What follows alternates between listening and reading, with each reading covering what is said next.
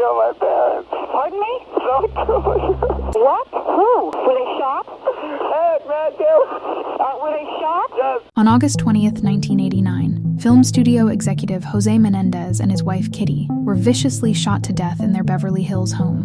Nearly 7 years later, in 1996, after 3 court trials and many thousands of hours of TV coverage, their sons Lyle and Erik were found guilty of their murders. But why did they really kill their parents? This is the inside story of the Menendez family murders.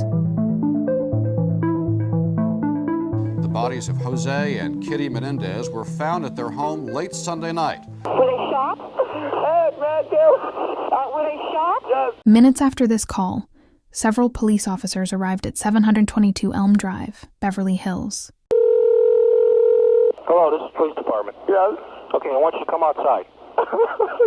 Okay, just come out the front door and I never my brother. They were ordering the occupants out of the house, which was Lyle and Erik, and they came running out of the house extremely despondent and carrying and crying and yelling and that kind of stuff. And Erik ran from the doorway across the driveway to this tree and started trying to bash his head against the tree, and he had to be physically restrained by the officer. When they went inside the house, the officers found a grisly scene. It's August 21st, 1989. We're at 722 North Elm Drive. Reported double homicide. Present at the scene are Detectives Zoller, myself, and Linehan. Jose and Kitty Menendez were standing in the den of their Beverly Hills mansion when Jose was shot 6 times, including a fatal shot in the back of the head with a Mossberg 12-gauge shotgun. His wife, Kitty, was shot 10 times in total. When the police arrived, Lyle, 21, and Erik, 18, told them that the killings had occurred while they were at a movie theater watching Batman. The police did not seek gunshot residue tests from the brothers, which would have indicated whether they had recently discharged a firearm. They didn't have an initial suspicion that the distraught duo could be the ones responsible. Police in Beverly Hills, California are investigating the shooting deaths of an entertainment company executive and his wife. How many shots do you think went off? About 6 in a row. All morning, detectives and technicians from the crime lab continued to look for clues behind the huge oak doors and the ornate windows. In the hours and days following the brutal murders of Jose and Kitty Menendez, a sense of fear and uncertainty gripped the quiet, affluent neighborhood.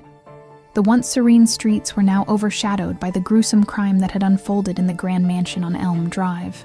I thought it was somewhere else, you know? Why? Why'd you think that? Well, I didn't think it would be here, right where I come to work at. After what happened here last night, some of the neighbors are worried and afraid. Their usual sense of security shattered by the shocking violence that had erupted in their midst. As news spread, the community was left reeling, unsure of what to make of this savage attack. Was this a planned hit? An act of calculated vengeance? Even the police, seasoned in handling high-profile cases, were initially at a loss. It was or was not a hit, or it was a robbery, or it was something else. We're not sure, and we're not speculating at this time. Struggling to piece together the puzzle of this horrific event, the brutality of the crime raised countless questions, leaving everyone on edge and searching for answers. As investigators worked tirelessly to unravel the mystery, the shocking reality of what had occurred began to sink in, forever altering the lives of those connected to the Menendez family. Jose Enrique Menendez was born in Havana, Cuba, on May 6, 1944. At the age of 16, shortly after the conclusion of the Cuban Revolution, he relocated to the United States. Jose pursued his education at Southern Illinois University, where he met Mary Louise "Kitty" Anderson. The couple married in 1963 and moved to New York City, where Jose completed an accounting degree at Queens College. Their first son, Joseph Lyle, who later chose to be known by his middle name, was born in 1968. After Lyle's birth, Kitty left her teaching job, and the family relocated to New Jersey. It was there that Erik was born in 1970. The family settled in Hopewell Township, where both brothers attended Princeton Day School. In 1986, Jose's career as a corporate executive took the family to Beverly Hills, California, as he had joined the company then known as International Video Entertainment. The boys lived a pampered lifestyle and grew up with every financial advantage. They were put through elite tennis coaching, and both were extremely skilled at the sport, helped along by their father's obsessive intervention. Erik wound up as a nationally ranked tennis player in his age bracket, whilst Lyle was destined to follow in footsteps of his father's business career.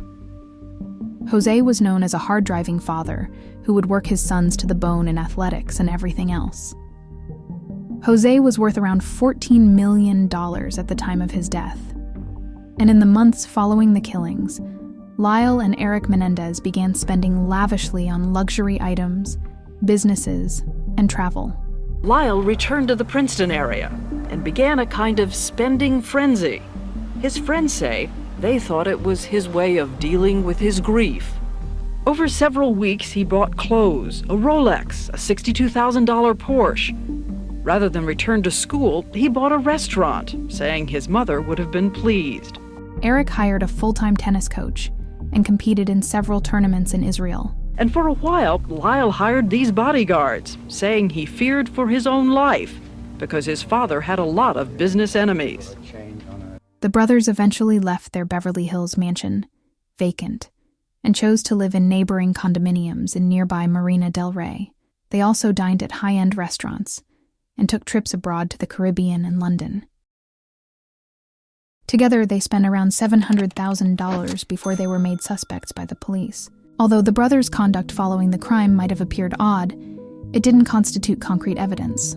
However, after the murders, Erik Menendez's former psychologist, Dr. Jerome Oziel, reached out to his former patient and began counseling the younger Menendez brother once more, with older brother Lyle joining the sessions too. Nearly 6 months later, in March 1990, authorities received an unexpected tip from Judalon Smith, the extramarital lover of Dr. Oziel. I would not want children that looked like Dr. Oziel. Who became a whistleblower on what she perceived as his controlling behavior. Dr. Oziel made tremendous effort to convince me that my mother was trying to kill me and poison me. He isolated me from every single person I knew. All right, let's wait for the next question. She informed the police that during therapy, the brothers had admitted to the murders, and there was an audio tape capturing their confession. If I didn't please him and if he didn't love me, then I was going to end up dead. And why did you think you were going to end up dead? Because he told me. And did he say how you were going to end up dead? Yes, he said that he would call Lyle and Erik and tell them that I had been outside the door and that I knew and that I was wanting to go to the police and that they would kill me. Days after breaking up with Dr. Oziel, Miss Smith went to the police. Then, on March 8, 1990, Lyle Menendez was arrested by Beverly Hills police outside the mansion where his parents were killed. 2 days after that, Erik Menendez surrendered at Los Angeles International Airport upon returning from Israel, where he had been playing tennis.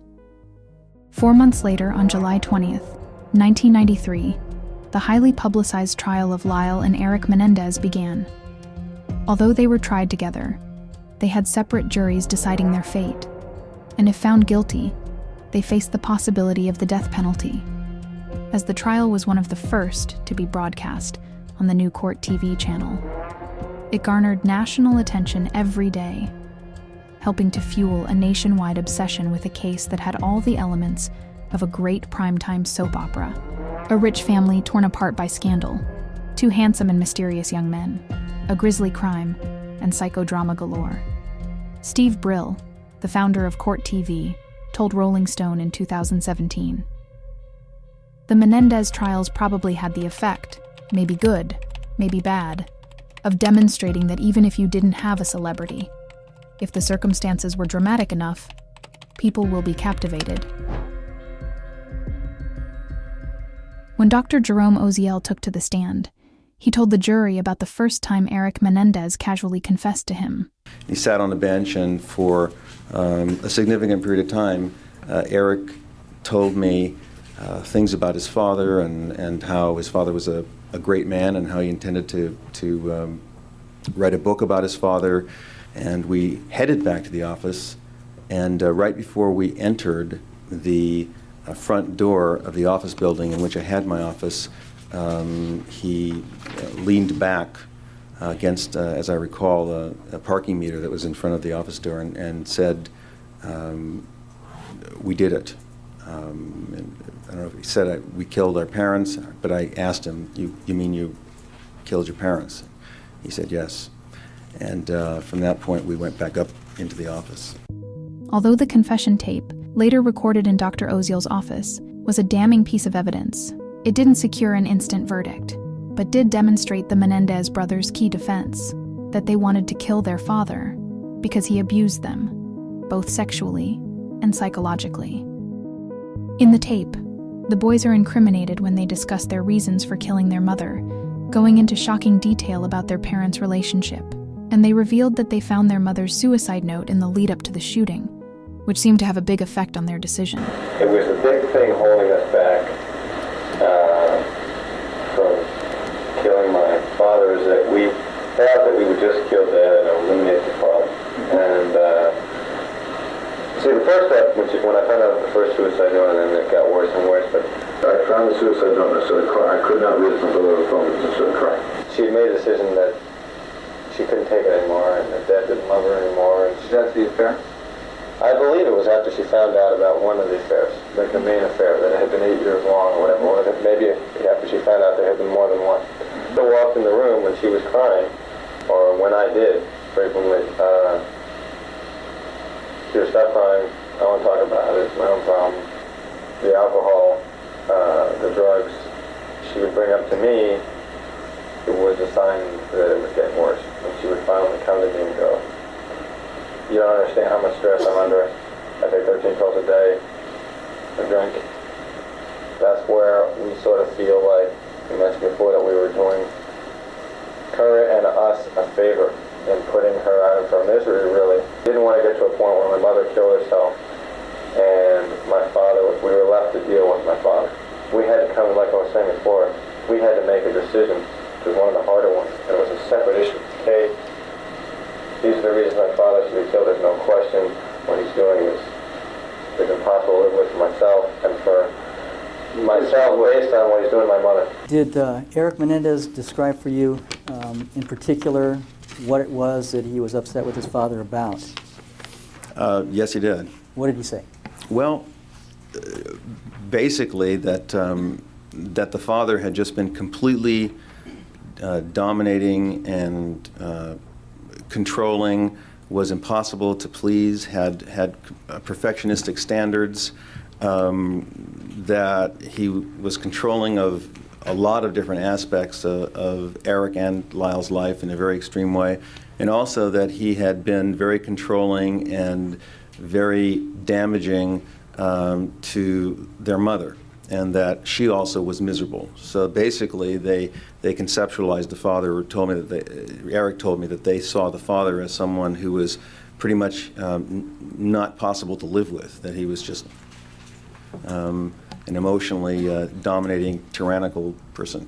But Dr. Oziel here is merely scratching the surface to what the Menendez brothers claimed in their testimony. When Erik Menendez took to the stand, he detailed the nature and effect that years of sexual abuse by his father had on him. What do you believe was the originating cause of you and your brother shooting your parents? Me telling. You telling Lyle what? Was it you telling Lyle about something that was happening? My dad.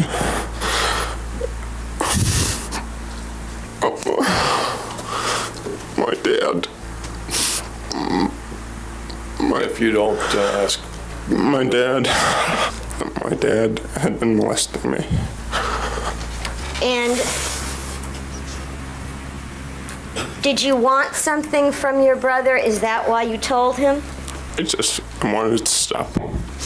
Were you seeking help from your brother? Yes. I told him that it was basically oral sex that was happening. Okay. And did you tell him anything about any kind of violence that would accompany it, or any kind of threats from your father? Yes. And what did you tell him about violence? I told him that there were pins and tacks that Dad would stick in me and use. Pins. Could you speak up, please? That Dad would stick in me and use. Pins and tacks? Yes.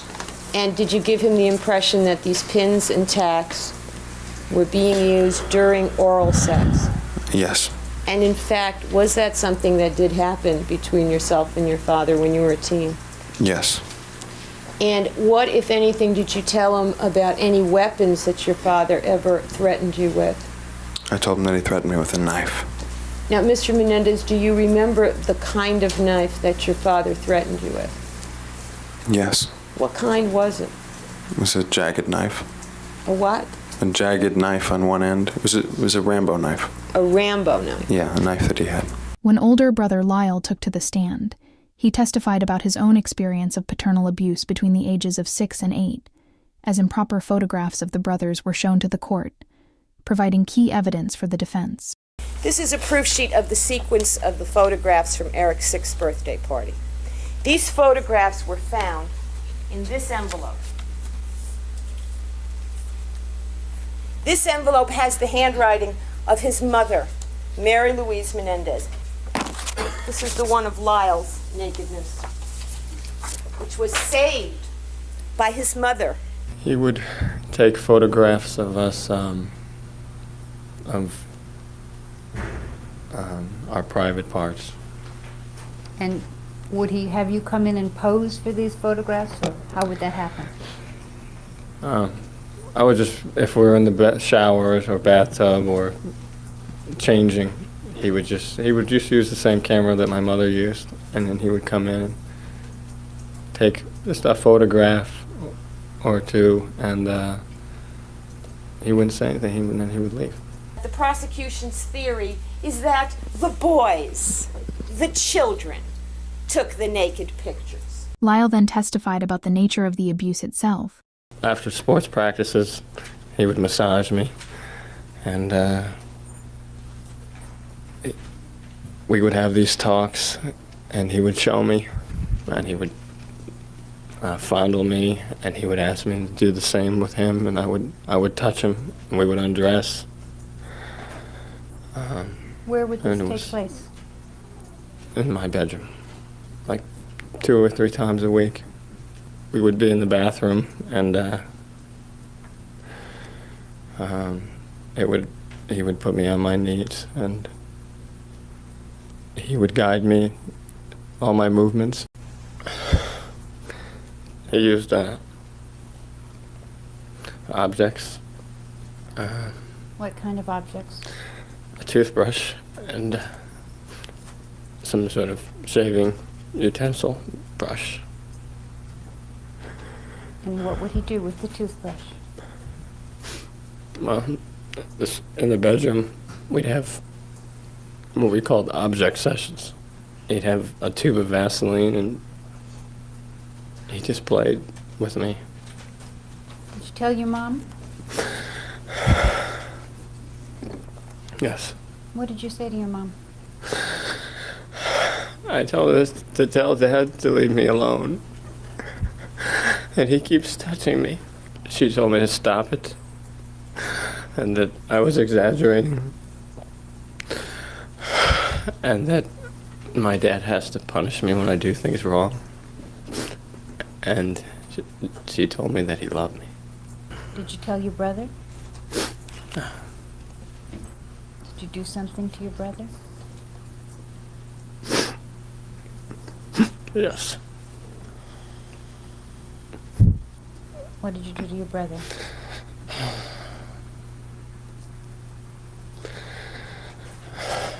I took him out to the woods whenever I felt, I don't know, I took him out sometimes, and I took a toothbrush also, and I played with Eric in the same way. And I'm sorry. When you were about 13, did you think that it might be happening to someone else? Yes. And who did you think it was happening to? Erik. And did you do something about it? Yes. What did you do? I talked to my dad. What did you say to your dad? I told him that I knew what was going on with him and Erik, and I heard noises, and that I wanted him to leave Erik alone. Years later in 1980, Erik Menendez finally told Lyle about the abuse. And when Lyle confronted their dad about it, the brothers told the court how they began fearing for their lives, that they believed their parents were going to kill them in an attempt to prevent the truth from getting out. You just learned that your brother had basically threatened to tell on your father. Yes. If the two of you disappeared that night, did you have in mind anything that your father might think about that? Well, I thought Dad was going to kill us, and no matter where we went, anywhere, he was going to kill us. Obviously, my dad thought that Lyle and I were going to go tell somebody. So if you left the house that night, what do you think your dad would have thought? That we were going to tell. That you had gone to tell? I don't know if we had gone to tell that instant, but that we were definitely going to tell. So where did the conversation with your brother Lyle lead to Thursday night? It led to us having to buy guns. Led to Lyle saying, we got to protect ourselves. We got to do something. Because I kept eliminating all of his options. Okay, he was coming up with options. Yeah, I was pretty much just crying and doing whatever I was doing. He was saying, well, what if we could do this? Well, what if we do that? And he said, calm down, we'll work it out. And I was just not being very helpful. Did you think any of the options would work? No.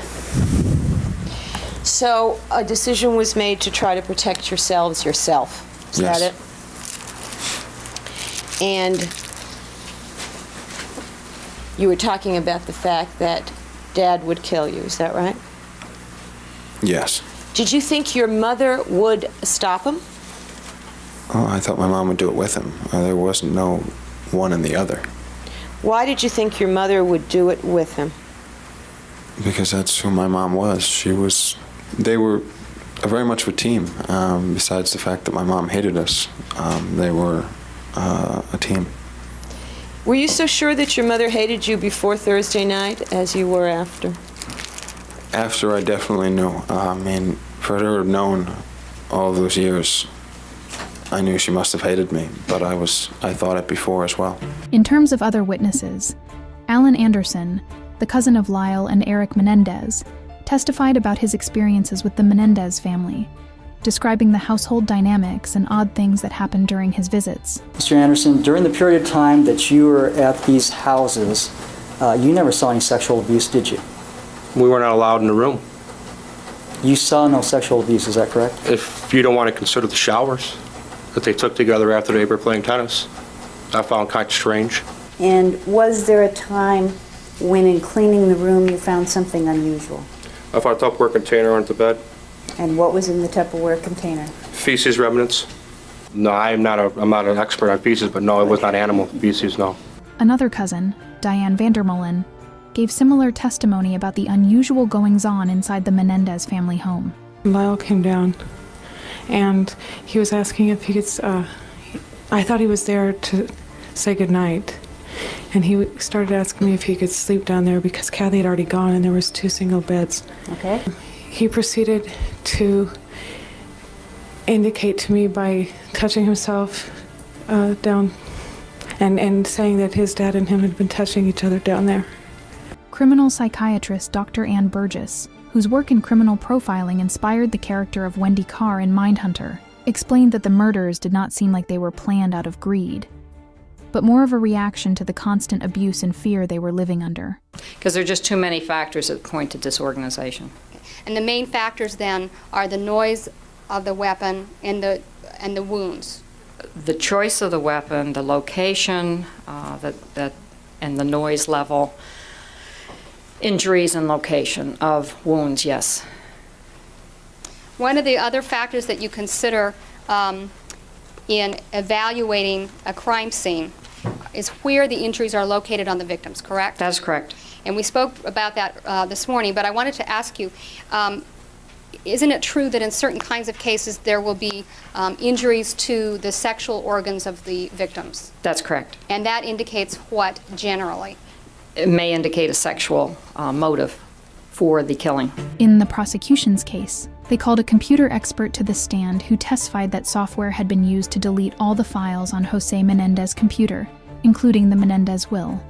Another computer expert, hired by Lyle Menendez, confirmed he was asked to check the hard drive for 4 keywords, including the word will, to see if the data had been deleted or not. So I searched the complete hard disk everywhere and found that those files, the words, existed no place else on the hard disk except as those 3 file names containing essentially meaningless information. And I told Lyle this, that unfortunately I had failed and was unable to recover any useful or meaningful data for him. What did he reply to you after you told him that? What he told me is that was very good, because in fact he didn't want to recover the information. He wanted to make sure that the information was not in fact there and couldn't be recovered even by someone who was actively trying to recover the information. Then came a shock betrayal, as Lyle Menendez's best friend, Donovan Goodrow, appeared to lie in his testimony and explained that Lyle did not tell him about the abuse, despite a tape recording proving he did. We've obtained tapes that suggest Lyle's buddy had the inside story. But in testimony today, he somehow forgot all of what he knew. Prime 9 News brought you the exclusive story last night, and within a matter of hours, the report became part of the trial. Our story last night brought the Menendez Brothers murder trial to a temporary halt. That's right. The jury was sent from the courtroom today so the judge and attorneys could talk about an audio tape we obtained and aired last night right here. The tape was an author's interview with Lyle Menendez's best friend. Now, in that 1992 interview, Donovan Goodrow said Lyle had told him there was sexual abuse in the Menendez family. That appears to contradict Goodrow's courtroom testimony yesterday. Today, he watched the Prime 9 News report played in court. Told me about his father. And Basically, he said that his father had been abusing Erik. Yeah, him and Erik. And Lyle also. Yeah, and would take baths with him and stuff like that. I just, oh man, you're at this. So you still have no memory of that conversation with Mr. Rand? No, I don't.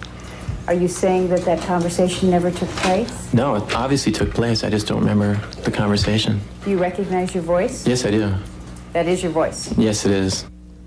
The apparent contradiction is crucial because the Menendez brothers are claiming self-defense in the murder of their millionaire parents based on allegations of abuse. On January 13th, 1994, after 16 days of deliberation, Erik's jury announced that it was deadlocked and unable to reach agreement on any of the counts. On January 25th, after deliberating for 24 days, Lyle's jury announced that it was deadlocked. The juries for both brothers were polarized over whether the brothers were killers or long-suffering victims of abuse. Judge Weisberg declared mistrials in both cases. Tonight, with the Erik Menendez jury deadlocked, a mistrial has been declared in his case. In Los Angeles today, a mistrial for Lyle Menendez. The trial had divided the country, with the question on everyone's lips. Was the Menendez abuse a defense for murder? The second trial began in August 1995 and was somewhat less publicized as Judge Stanley Weisberg did not allow cameras in the courtroom. During the second trial, Weisberg, relying upon a legal decision by the Supreme Court in an unrelated case, limited testimony about the sexual abuse claims and did not allow the jury to vote on manslaughter charges instead of murder charges.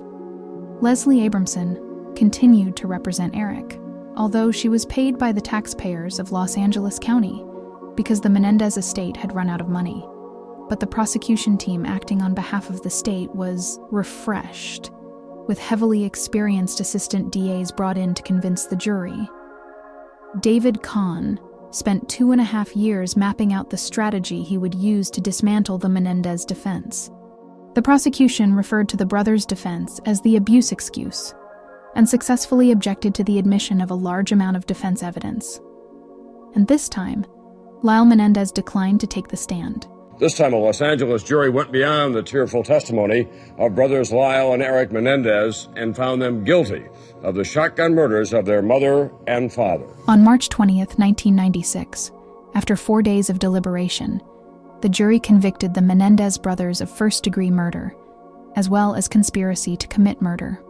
3 weeks later, on April 12th, the jury began to deliberate whether the Menendez brothers should be sentenced to life in prison or death.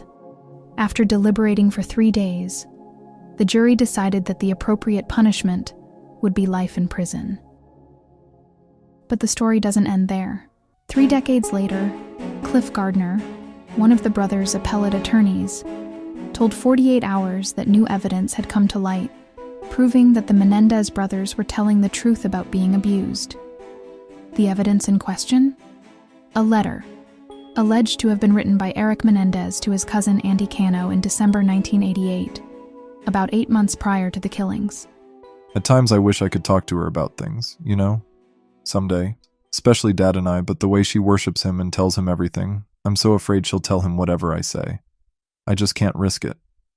Lyle got in a huge fight with her over why we couldn't spend Christmas with the rest of the family. And Mom freaked out and said if he wanted to go, he could go alone. I just don't know why she wants to hurt him like that. Lyle wanted to stay, but Dad wouldn't let him. So now I'm stuck here alone. I've been trying to avoid Dad. It's still happening, Andy, but it's worse for me now. I can't explain it. He's so overweight that I can't stand to see him. I never know when it's going to happen, and it's driving me crazy.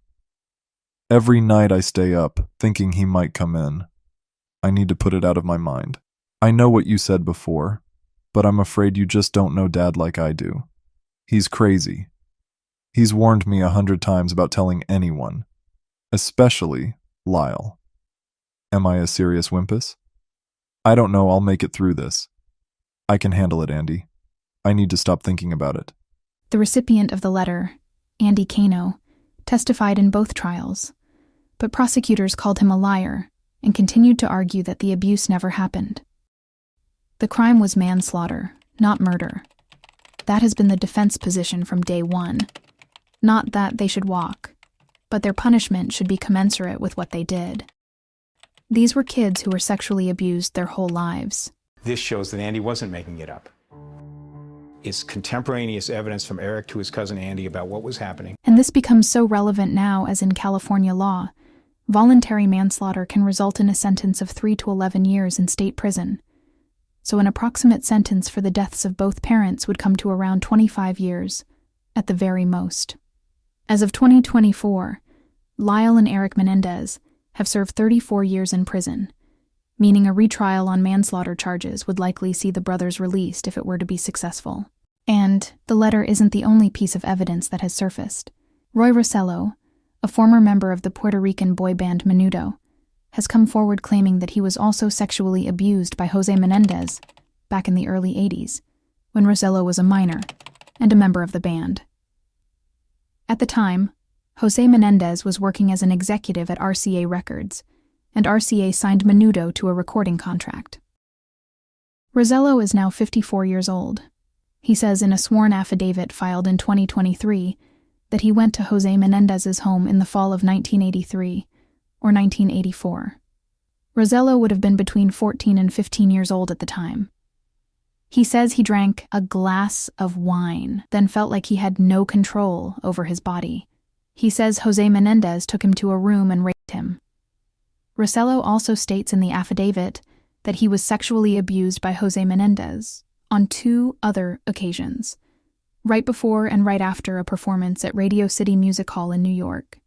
The Menendez brothers' attorney, Cliff Gardner, filed a habeas petition in May 2023 citing the letter and Rossello's affidavit as new evidence that proves his client's convictions should be vacated. Ultimately, it will be up to a judge to decide whether the convictions should be vacated. If they are, then it would be up to the DA's office as to whether they would retry the Menendez case, potentially allowing the defense of sexual abuse and the ability for a jury to return a manslaughter verdict rather than murder. For more than 20 years, Lyle and Erik were imprisoned separately, with Lyle in Mule Creek State Prison in Ione, California, and Erik, about 500 miles away at Richard J. Donovan Correctional Facility in San Diego County. For years, the brothers communicated in letters, but in February 2018, Lyle was transferred to another housing unit at Richard J. Donovan, and in April, Erik moved into the same unit as Lyle. They cried and embraced when they saw each other for the first time.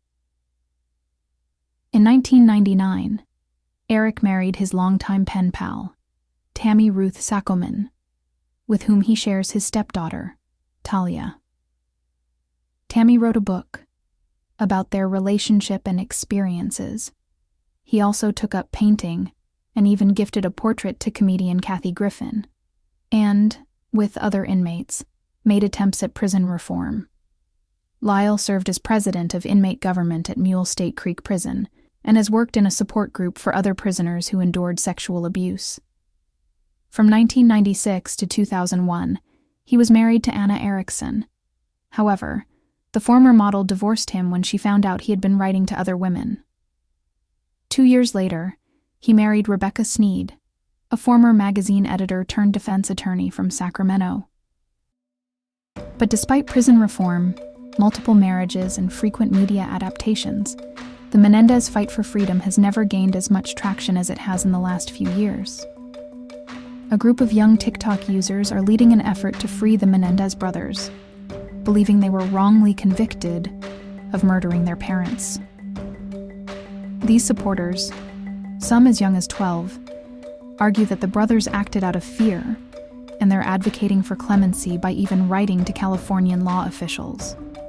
But, despite serving 34 years of their life sentences, it feels like the Lyle and Erik Menendez story isn't over. What do you think? Leave a comment below, and don't forget to subscribe to Crime Collated.